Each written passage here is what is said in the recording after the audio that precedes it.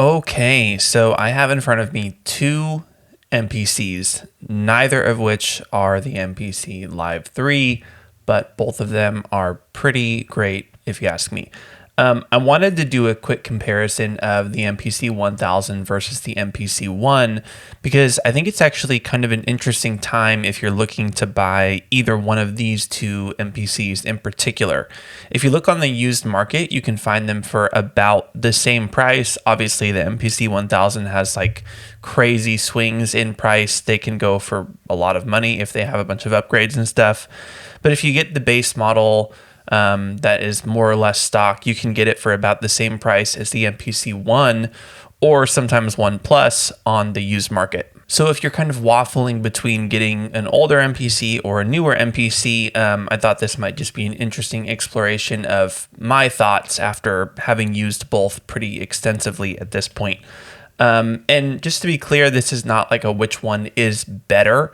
If you're brand new to groove boxes or samplers in general and you just want to get started, just get the MPC One. It kind of wins by every measure in terms of processing power and all that. We'll get into that. But there are still a lot of reasons why the MPC 1000 might win for you.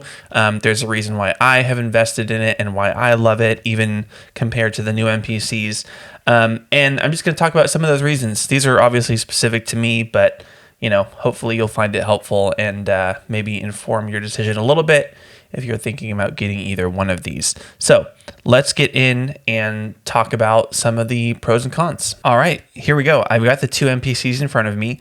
And a quick disclaimer before we start. Obviously, I've made some upgrades to the MPC 1000. I put these nice orange pads in. I replaced the green screen with a black and white screen. Both came from MPC stuff. Shout out. But the one upgrade that I am kind of assuming that you will get if you get the MPC 1000 is JJOS, which is an aftermarket OS. And that is kind of the only reason why this is still a fair comparison, because JJOS is continually being updated. I think the latest version of it just came out a couple weeks ago. So even though this is a 20-year-old unit, it still has an OS that is continually being worked on and upgraded and feels pretty modern. That's what kind of puts it in the same ballpark as the MPC One in terms of the operating system. Obviously, the hardware is a whole different story, but that's the one upgrade that I'm kind of assuming that you'll get if you get the MPC 1000. And yes, I do highly recommend it.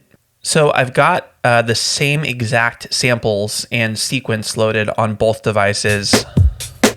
And we're going to get into a little unscientific sound comparison later on in the video. But for now, let me just talk about some pros and cons between each box. So starting with the MPC One. Number one pro for the MPC One or One Plus is processing power. This thing is miles ahead of the MPC 1000 in terms of processing power. And in the 1000, you can do little things like upgrade the RAM, upgrade the OS, like I said, but you're not even going to get close to what the MPC One can do in terms of processing.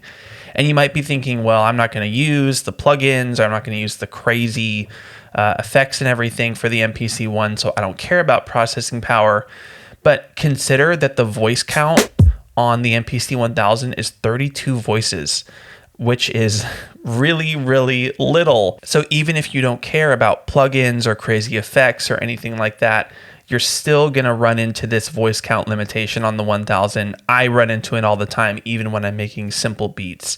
And obviously voice count on the MPC One Plus is just not a problem. You're never going to hit that limit. You're never going to run into that. And the processing power that the One Plus and the One does have means that plugins are also possible, and plugins are the second pro for MPC One Plus. If you want to load some crazy synthesizers into your track, you can just go here and hit plugin, and you have a bunch of plugins to choose from. This is just a few of them that I've purchased, but there's a lot of them at this point. But I mean, I can load a full Juno emulation onto my track, which is kind of crazy. If you're into synthesizers and you like these plugins, there's also some really cool effect plugins. But if you are someone who really wants to have plugins available in a standalone device, yeah, you got to do this one. Obviously, this one doesn't come with any synthesizers built in. If you want to use synths and melodies, you need to sample them in. So synthesizers and built-in plugins, obviously a big pro for the MPC One Plus. The third reason you might consider the One over the 1000 is if you're into live looping. Obviously, I'm super into live looping, so I find this really, really helpful. But let's say you're recording a new audio track, like I'm layering guitar over the top of this. If you want to record over your sequence, you just record over the drums and it loops back around. So if you line up a bunch of audio tracks, you can just live loop track by track by track, and playback will never ever stop. There's a lot of examples of this on my channel, so I'm not going to do one here. But for multi-track live looping, this is definitely the winner. You can record audio tracks on the MPC 1000, and I have taken advantage of that, but it won't loop back around. After you record the audio track, playback stops, and it takes a second to process everything before you can move on. So if you're into multi-track live looping, this is the one for you. I touched on this with plugins, but the fourth pro for this is effects. Even without all the crazy effects plugins, just kind of the effects routing and the ability that you have to add effects and mix in your song is much more advanced than this. If there's one area that the MPC 1000 is kind of definitively behind the eight ball, it's with the effects. The effects are okay. They're pretty limited. There's only a few of them, and the routing is not particularly flexible. So if you are someone who loves different effects, the ability to add a bunch of effect slots as kind of plug-in tracks is pretty crazy. And look at the list of even just the filters here. I mean, there's a ton of effects in this thing. And then the last pro for this, which as you'll find out later, might also be a con, depending on how you feel, is the touchscreen. So it's got a touchscreen.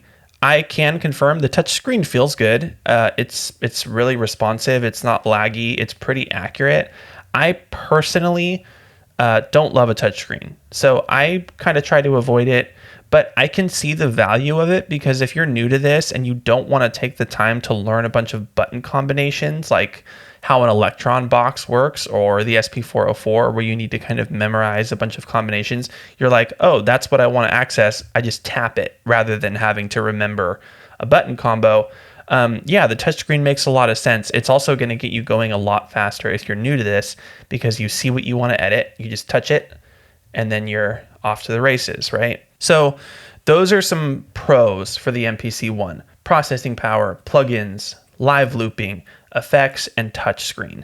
Now, let's talk a little bit about the MPC 1000. What are the pros for this? So the first pro for the MPC 1000 is build quality. And how do I even describe this? The ability to modify it. I put those two kind of in the same bucket because I think they're related. Let me talk about build quality first. This is kind of a 2-for-1. So the casing on the MPC 1000 is all metal, and it feels really, really solid and really hefty. The MPC One is plastic. It's not like cheesy plastic. It doesn't feel bad, but this definitely feels more like I could take on a tour and it would be okay. And the other reason why this wins for build quality is it's actually really, really easy to get in and repair and upgrade and change things about it. I've replaced the screen, I've replaced some tack switches. And what that means is, even though this is 20 years old, if something breaks on it or something fails, which on a 20-year-old piece of hardware you kind of expect, it's very, very easy to access what you need to fix it from MPC stuff and just do it yourself. So if something broke, if something went wrong on my MPC One, I don't know if I would feel comfortable enough to take it apart and try and fix it. I might just kind of say, all right, well, I lost that feature and that's that. Whereas this, I feel pretty confident that if anything goes wrong with it, I can easily replace it. Now, the second reason, and probably the biggest reason why I got the MPC 1000 and another big pro, is just the general simplicity, right? The new MPCs, MPC One included, there's a lot happening. There's a lot of places where you can get sidetracked. And for somebody like me, who is coming from a DAW, I kind of want my groove box to focus me a little bit. But if I'm really just sitting down and trying to get something done, I like having some rails that keep me focused. And the 1000, it does kind of everything that I want and need a groove box to do, but nothing else, nothing extra. It's not going above and beyond for me. It's kind of like everything I need and nothing more. It's kind of a Spartan groove box. At least for me, it does all of the absolutely necessary stuff and doesn't have too many places where I can get too far in the weeds. The third pro for MPC 1000 is the I/O. The I/O on this is great. It has 6 individual outputs. It has 2 foot switch inputs and obviously a headphone out. The MPC One just has stereo in, stereo out, and a headphone out. So no foot switch outputs, no extra assignable outputs. The I/O on the MPC 1000 is actually kind of reminds me more of the MPC Live 2 or I guess Live 3. But even this has 2 foot switch inputs, which I don't even know if the MPC X has that. Does it have that? Someone let me know. I love having individual outputs that I can kind of send into my DAW for mixing. And you can make some really great use of the foot switches if you're a guitarist like me, right? You don't want to have to press record with your finger before you play something or whatever. Foot switches are really helpful, especially in a live context. So I really appreciate that about the 1000. The I/O is pretty great on this thing. The fourth pro for the 1000, fewer bugs, right? MPC One, MPC Live 2, Live 3, X, all the new MPCs, they're continually being upgraded, which is a good thing. However, this is just how software works. When you upgrade it, when you continually make it better, you are probably going to introduce something that breaks older compatibility, and that's just the name of the game. And the MPC One isn't crazy buggy. I haven't had a bad experience with it. I was going to use the MPC One Plus for live performances, and as I was building my set, I was just finding enough bugs that made me think twice about using it live. Now, this might be solved with the 3.6 firmware. I haven't upgraded yet. Maybe the processing power on the Live 3 will handle that. I'm not sure. But in this studio, it's never slowed me down. But I'm not ready to use this thing live. Whereas the MPC 1000, I haven't had any bugs with this thing. It's limited, but it is just rock solid. In hours and hours and hours of use, I've never encountered a bug. I've never encountered anything that kind of throws me off or stops playback or shuts down, anything like that. It's just solid. And hey, maybe if there's an MPC Live 3 in my future, maybe that takes care of that problem, but we'll see about that one. And then the fourth pro for MPC 1000, no touchscreen. So that was a pro for this. If you're into the touchscreen, if you like having instant access, it's there for you. But the MPC 1000 does not have a touchscreen, and I personally really enjoy that. And actually, if you go over to the arrangement tab on the new MPCs, you can see some similarities, right, between the two screens. But yeah, this is really fun. It keeps me focused. I don't get distracted, and I enjoy learning my button combos and getting really fast on a device. So if a touchscreen is not for you, then yeah, maybe you'll enjoy the 1000. Okay, so enough talking. Let's make some noise here.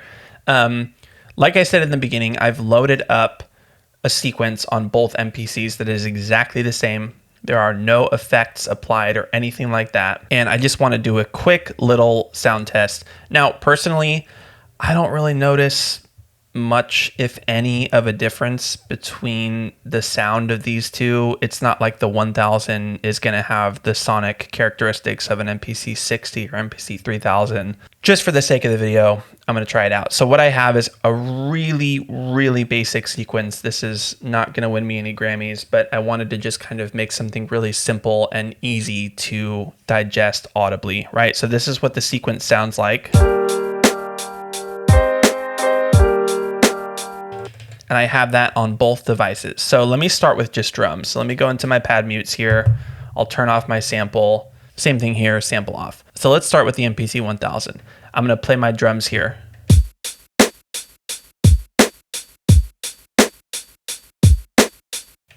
MPC One.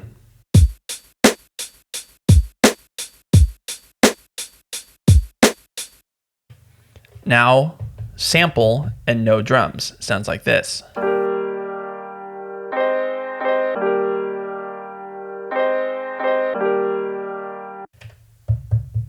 Same thing here.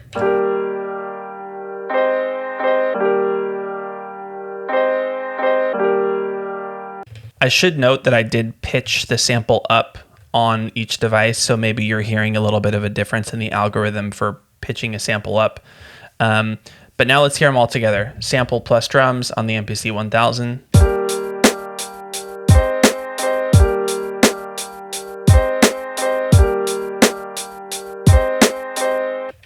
Sample plus drums on the MPC One.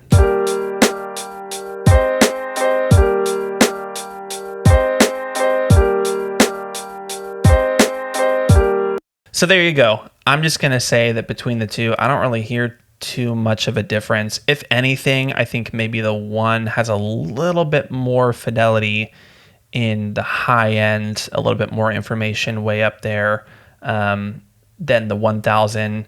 Maybe this sounds a little bit more kind of like high fidelity.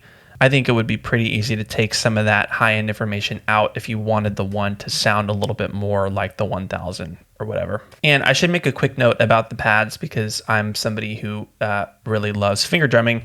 I will note that on the MPC 1000, the stock pads that came with it, I was not a fan of. They weren't really sensitive enough for me.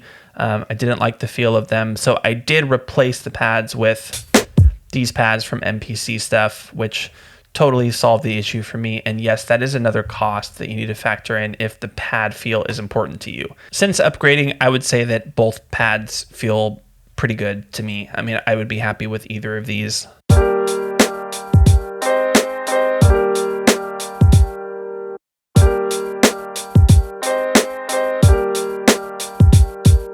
And yeah, this video is getting pretty long and it's mostly me talking, so it might be kind of boring, but that is my general takeaway from both of these MPCs. Let me know in the comments if you have the 1000 or the One, if you feel like I'm missing anything or haven't mentioned anything. But if you're thinking about getting the 1000, if you're thinking about getting a used MPC One, yeah, maybe this is helpful. Last piece of advice: don't spend too much money on the MPC 1000. There are a lot of units out there that are selling for crazy amounts of money. Find one used that's a little more beat up or a little ugly and just clean it up yourself, fix it up yourself. It's a lot more rewarding. You save a little bit of money, and yeah, you just don't want to be spending like $1,500 on an MPC 1000. So yeah, that's the video. Hope you guys enjoyed. Next time I see you, maybe I will have a new MPC. I don't know. Time will tell.